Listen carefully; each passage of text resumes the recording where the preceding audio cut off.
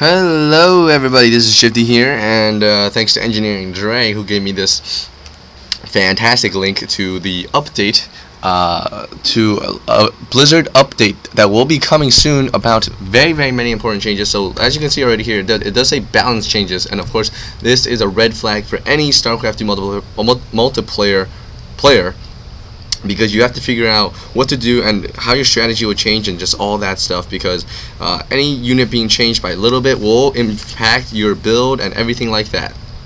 So anyways, the first thing we do see for every race will be a balance change, and you can see that it says one general change we're making is that friendly units will no longer provide vision after being killed, and enemy units previously revealed will no longer be targetable. Now this means that a lot of times you might send a probe to scout, and then the scout will go, and then maybe it gets sniped by, let's say, a stalker, and now you see that there's only one stalker in the base, and then you do have that like teeny little bit radius, maybe like a radius of 1, where you can still see around the unit where it died, as well as the unit that killed it, and you could target it. So now that is a bit of unfair, especially because if there's like a special unit, like say the guy has some banshees, you can target them with your Vikings, and your Vikings will just chase down the Banshee.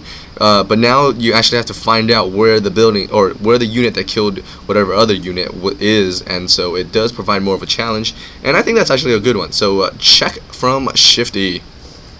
I do like it. Now for maps, it looks like they only have one update, and there's going to be destructible rocks to the Desert Oasis map to make natural expansions easier to protect. Now Desert Oasis does have that. If anybody plays it, I personally don't, because I blocked it, because I don't like the expansion, because if you want to expand to your natural, you have two gigantic gaps that the other player can just run in and harass, and plus your choke isn't even near your expansion, so that's just so difficult for any like Terran player myself. It's just so difficult to hold that expansion, so I can't do a fast expand at all, and I just have to play it really safe. So I personally like this.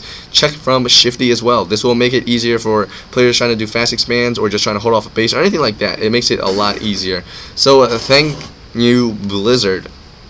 Now we're going to move on to the Protoss change, and they only have one Protoss change, so it's not that big, or two, but it's not that big of a deal. If you do see, it is Zealot build time increased from 33 to 38 seconds. Now the reason for that is because if a Protoss player does a Zealot rush, it's just so difficult to stop from any player because of the quick Zealot build time. It's 33 seconds. I mean, a Marine takes 25 seconds and a Marauder takes 30, but a Marauder will get destroyed by a Zealot if there is no concussion shells. So that is very annoying, especially if a proxy is being thrown down, and that is the problem that Blizzard is hinting at, because if a proxy is built, it's just so difficult, first of all, for the other player to scout the rush, and then 2 gates pumping off 2 zealots is just so deadly and so hard to hold off.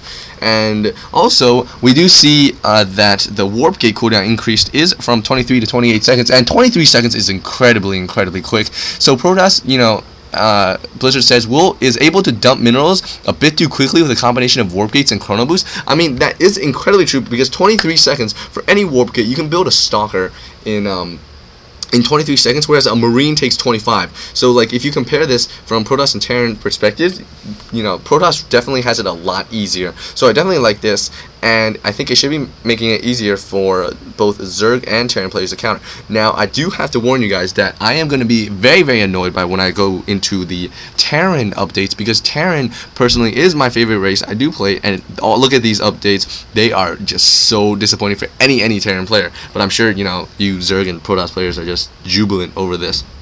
First thing, Reaper build time increased from 40 to 45 seconds. I think any Zerg player can sympathize, even Protoss. I mean, if a Terran goes for a 10 barracks and then 11 Geyser and pumps out those 2 early Reapers, you're screwed. I mean, there's nothing the Protoss or Zerg player can do to chase down those fast, annoying Reapers, which is the beauty of Terran. But of course, it is incredibly hard to stop, and because of the proxy barracks and the bunker, it's just so hard. So What Blizzard has done is good. They are going to increase the build time from 40 to 45 seconds, as well as the bunker build time, because you know the typical build for a Zealot, or I mean for a Reaper rush, is to go for that really quick Reaper and then throw a bunker down in the base, so you don't ever lose the Reapers. To even if the Zerg or Protoss player does have some counter, you always have a place to run back to. So the bunker increase is also the benefit for that. Also, Blizzard does mention that a fast Marine or a bunker rush against Zerg, for example, say the Zerg throws down the 14 hatchery, like in my videos, as you guys have seen, if you haven't checked them out, they are a bunker rush, and the bunker rush is so annoying for Zerg. It's just so hard to stop, and so I think they're trying to make it a little bit easier. Personally, bunker rushes are still hard to pull off, because if you just pull drones off the line, you will be able to snipe the SCV and just pull them back. But I guess, you know, because of skill variety is so different in this game, Blizzard is choosing to make it a little easier for Zerg players, especially because there's so few Zerg players in the Blizzard or the Bnet scene. If you ever play, you'll rarely ever find a Zerg. You might find one if it's playing if a player is random or something, but otherwise you won't find one. And I think that really, you know, just goes to show that Terran is just so overpowered over Zerg. And I'll admit it, but you know, I play Terran. I can't hate. Anyways, siege tanks damage. This is my personal, like, I hate this one specifically, because siege tanks originally in the beta they had 60 damage, and then they already nerfed them down to 50 damage, and now it's to 35 versus the light and plus 15 for armor. So it's just so easy now for other players to counter a like massive tank build. If you want to go for mass Zerglings, how tanks gonna stop that? If you want to go for mass Zealots, tanks aren't gonna be able to do anything about it. Even though already Protoss, you know, Terran versus Protoss these days usually involve only bio from Terran, but like if they want, if the say the strategy does evolve, you know, Blizzard just stopped it completely right here, because Zealots, especially speed lots, are going to be impossible to stop for siege tanks. They do 35 damage. That's not going to be able to do anything, and upgrades too. So essentially, siege tank itself is no longer useful unless you want to do damage against armored. And you know, a player could easily just switch to all light units like mass Hydralisks. How are you going to stop that? And the siege tank will also lose the splash damage. It will reduce the base, or sorry, let me just go back to this again. This change reduces the base damage of the siege tank against light and unarmored units, as well as the splash damage. So you know, that just goes to show that, you know, against light units, you know, mass tanks, you're gonna have like legit mass if you want to win. Otherwise, there's nothing you can do. Mass Zerglings, the splash damage is reduced. You just do less damage against light, so it's just very annoying.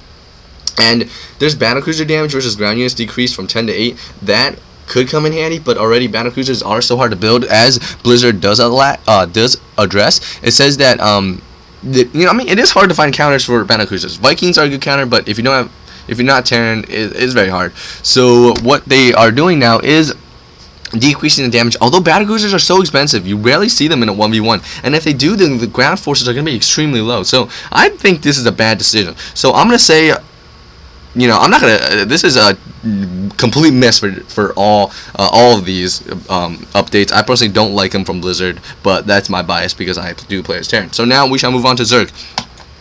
Zerg, look at this. There's like nothing from Zerg. Blizzard is only changing the Ultralisk thing because they think that the damage is like, I mean, only Ultralisk. No other unit or anything is being changed.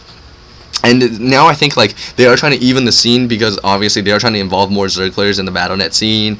So I think this is their attempt. But I personally think that, you know, they'll soon realize that maybe there'll be too many Zerg players or something like that. We do see right now that Ultralisks are too powerful for the cost, even though they're difficult to muster. I mean, seriously, they don't cost that much, okay? And they're like as strong as a battlecruiser. Well, they can't shoot air, but I mean, they're that strong. So what Blizzard has done is they have removed the building attack ram, because ram, the damage rate is too similar to its normal attack, which will be used against buildings instead, because the normal attack does have splash. So when Ultralisks target tightly packed smaller buildings such as supply depots, the ram attack will only allow it to attack one building instead of applying the splash, where it can splash every supply depot when they are grouped together. So that is, you know, really good for Zerg, and that must have been really annoying for any Zerg player who had Ultralisk, because splash is the Ultralisk special ability essentially.